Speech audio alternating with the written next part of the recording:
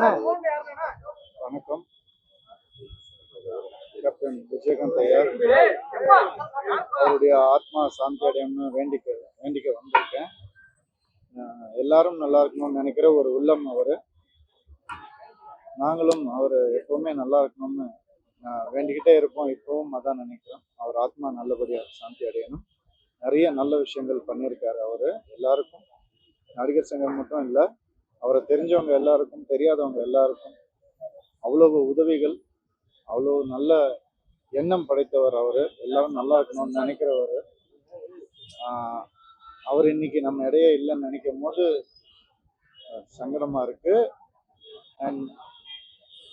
ஆனா அவர் செஞ்ச நிறைய நல்ல விஷயங்கள் இன்னும் அவங்களுடைய குடும்பத்துல இருக்கிற எல்லாருமே அதை கண்டினியூ பண்ணிட்டு இருக்காங்க. சங்கத்திலையும் கண்டிப்பா பண்ணுவோம், நடிகர் சங்கத்திலையும் கண்டிப்பா பண்ணுவோம் உறுதி எடுத்துக்கிறோம். நிச்சயமா அவரு நம்ம எல்லாருக்கும் அவ்வளவு நல்லது பண்ணியிருக்காரு. எங்க அப்பாவும் அவரும் ரொம்ப காலத்துல இருந்து நெருங்கிய நண்பர்கள். அப்பா எப்பவுமே குழந்தையில இருந்தே சொல்லிட்டே இருப்பாரு, அவரை பாரு, அவரை மாதிரி வரணும் அப்படின்னு சொல்லுவாரு. விஜயகாந்த் ஐயா நான் நடிக்க வந்தப்போ என்னை கூப்பிட்டு அவ்வளோ என்கரேஜ் பண்ணியிருக்காரு. என்னன்னா முதல்ல சொல்லுவார், உங்க அப்பாவை நல்லா தெரியும், அவரு மதுரைக்காரரு, நம்ம ஒரே ஊருக்காரங்க அப்படி எல்லாம் சொல்லுவாரு. அதெல்லாம் இன்னும் எனக்கு பசுமையா ஞாபகத்து இருக்கு. நான் தாஸ்ன்னு ஒரு படத்துல ராக்கி ராஜேஷ் மாஸ்டர் தான் எனக்கு ஸ்டண்ட் கோரியோகிராஃபி. அவர் நம்ம கேப்டனுக்கு நிறைய படங்கள் அவர் தான் ஸ்டண்ட் கோரியோகிராஃபி. அவங்க ரெண்டு பேரும் பிரதர்ஸ் மாதிரி இருப்பாங்க. அவர் ஒரே நாள் எனக்கும் கேப்டன் ஐயாவுக்கும் ஒரே நாளில் ஷூட்டிங் இருந்தது, ஒரே லொக்கேஷனில். நான் மரியாதையாக போய் அவரை பார்க்கணும், ஆசீர்வாதம் வாங்கிக்கணும்னு போய் ஆசீர்வாதம் வாங்கினேன். அன்னைக்கு சொன்னார், ராக்கி சொல்லிச்சுப்பா, நம்மள மாதிரியே கிக்கெல்லாம் நல்லா பண்ணுறியாமே, கால் நல்லா தூக்கி அடிக்கிறியாமே, இந்த வால் ஜம்ப் கிக்கெல்லாம் நல்லா பண்ணுறியாமேன்னு சொல்லி கூடயே உட்கார வச்சு ஒவ்வொன்றா சொல்லி கொடுத்தாரு எனக்கு. இன்னும் நல்லா ஸ்ட்ரெச்சிங் பண்ணு, இப்படி பண்ணு, அப்படி பண்ணுன்னு சொல்லி கொடுத்தாரு. நல்லா சாப்பிடு, உடம்ப பார்த்துக்கோ அப்படின்லாம் சொன்னார். ஸோ அதெல்லாம் எனக்கு பெரிய ஒரு என்கரேஜ்மெண்ட்டாக இருந்தது. அவ்வளோ பெரிய நடிகர் நம்மளை கூப்பிட்டு 3வது படம் தான் அப்புறம் நடித்தேன், உட்கார வச்சு பக்கத்துலேயே உட்கார வச்சு சொல்லி கொடுத்து ஊக்கம் கொடுத்து, அவர் எனக்கு மட்டும் இல்லை, இந்த மாதிரி எல்லாருக்குமே அவர் பண்ணியிருக்காரு. அவருடைய நல்ல எண்ணங்கள், அவருடைய நல்ல செயல்கள் எப்பவுமே தொடரும். எங்களால் முடிஞ்ச எல்லாத்தையும் நாங்கள் செய்வோம். அந்த நல்வழி பாதையில் போகணுன்ற ஆசை எங்களுக்கு எல்லாருக்குமே இருக்கு.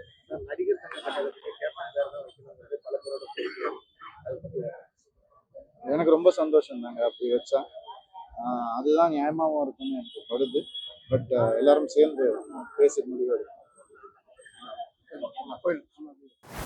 எங்கள் விஜயகாந்த் சார் நான் கஷ்டப்பட்ட காலத்தில் நடிக்க ட்ரை பண்ணும் போதெல்லாம் எனக்கு அப்போ வீட்டிலேருந்து, எங்கள் வீட்டு கொஞ்சம் ஏழ்மையான வீடு, வீட்டிலேருந்தெல்லாம் அமௌண்ட் வராது, காசு வராது.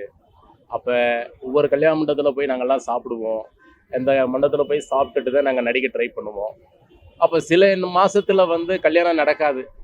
அப்போ வேறு சாப்பிட்றது எங்கடான்னு கேட்கும்போது, இந்த மாதிரி பாண்டி பஜார் பக்கத்தில் அது பின்னாடி நாயுடுகளுக்கு பின்னாடி விஜயகாந்த் சாருடைய ஆஃபீஸில் சாப்பாடு போடுவாங்க. நாங்கள்லாம் போய் சாப்பிடுவோம். நான் ஒரு கட்டத்தில் ஏன்னா நல்லா ருசியாக இருக்குங்க சாப்பாடெல்லாம். அந்த லெமன் சாதம், தக்காளி சாதம், சாம்பார் சாதம், பிரியாணி எல்லாம் போடுவாங்க. நல்லா ருசியாக இருக்கும்.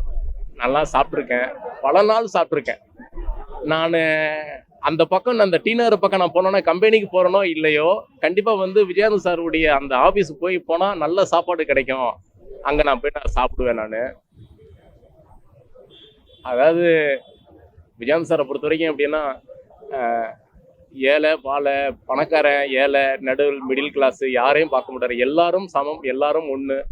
ஜாதி மதம்லாம் பார்க்க மாட்டார், எல்லாரும் ஒன்று.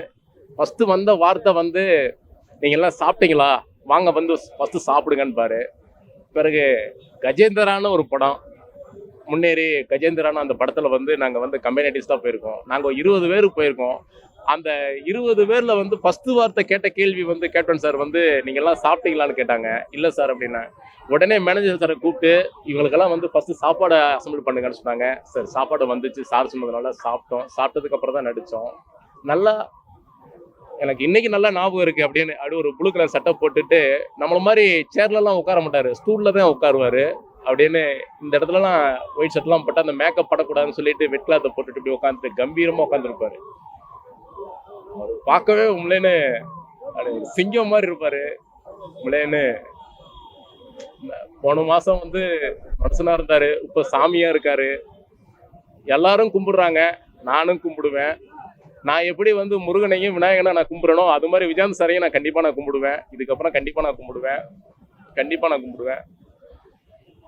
பேசுறது நிறைய பேச நினைச்சேன், அது மறந்துட்டேன் நான் பதட்டத்துல. கொடுக்கலாம் சார், கொடுக்குறேன் சார். என்னால முடிஞ்சதை நான் பண்றேன் சார். நிறைய பேர் பண்ணிக்கிட்டு இருக்காங்க, என்னால முடிஞ்சதை நான் கண்டிப்பா நான் பண்றேன் சார். நான் கண்டிப்பா சார். இவருடைய அந்த அன்னதானம் வந்து அவங்க குடும்பத்துல இருந்து இப்ப நிறைய பேர் பண்ணிக்கிட்டு இருக்காங்க. அவங்க கட்சிக்காரங்க, அவங்க சொந்தக்காரங்க நிறைய பேர் பண்ணிட்டு இருக்காங்க. இது வந்து பல நாள், பல வருஷங்கள், பல ஆண்டுகள் தொடரும். எல்லாரும் சப்போர்ட் பண்ணுவாங்க. அதுல நானும் என்னால முடிஞ்ச சப்போர்ட் நானும் பண்றேன். நன்றி, வணக்கம்.